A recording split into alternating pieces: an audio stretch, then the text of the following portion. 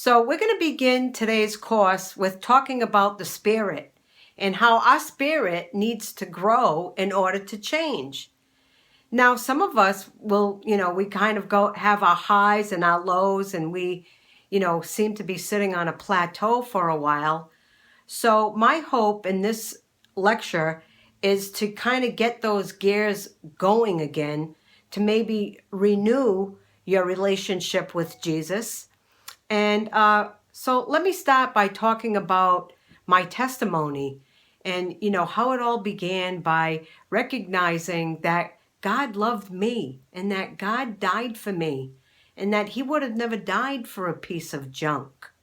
God went through a great suffering and a great sacrifice, something you and I could never even imagine.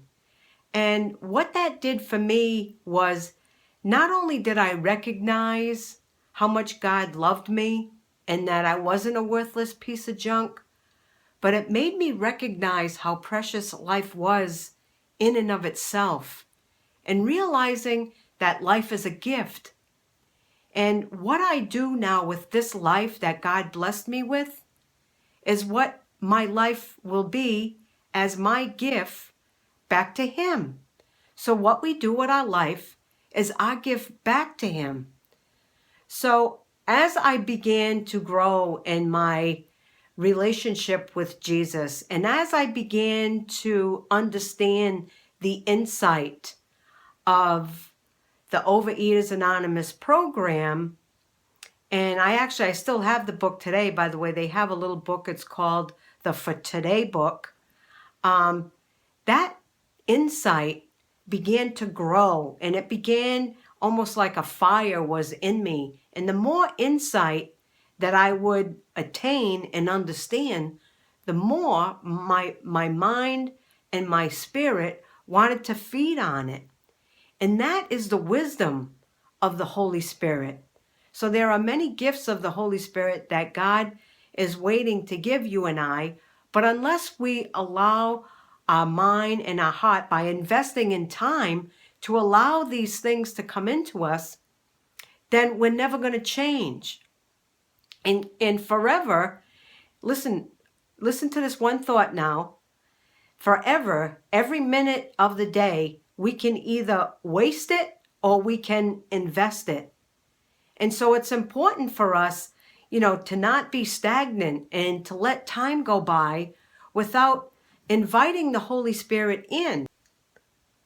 The Bible is a gift that God gave us so that we would learn how to find our way through life. And it's important that, every day we can pray, even if it's just for a little bit. And every day we can read the Bible, even if it's just for a little bit. And that's what's going to change us. Because in prayer, that's the time when we're seeking God's comfort and we're seeking God for direction and for correction in life. And we're seeking God for healing. And only God, again, can heal the human heart. Moving on, as far as the spiritual life, I want to talk about worship and how important worship music is. And that it's the most valuable type of music that we can listen to when it comes to Christian music, because there are some Christian songs that don't just focus primarily on worship. So here's my encouragement for you today.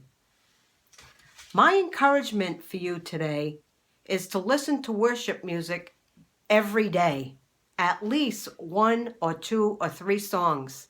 And if you can, if possible, listen to that same song 2 and 3 and 4 and 5 times in a row, and let that music come into your mind and into your heart. The reason being is because, it's known that when we listen to something repeatedly, it begins to become embedded in our mind and in our spirit. And it's during this time when we're in a state of worship that we're not focused on ourselves.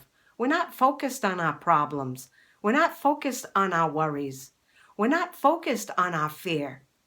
The only thing that we're focused on is the presence in the love of God. And that's where we find ourselves in a state of supplication. It's during this time when the Holy Spirit is being poured out on us and we're getting washed. Our minds are getting washed. Our cells are getting washed. Our entire being is becoming washed when we're in a state of worship. So my encouragement for you today is to include music, especially when you're depressed, especially when you're feeling frustrated.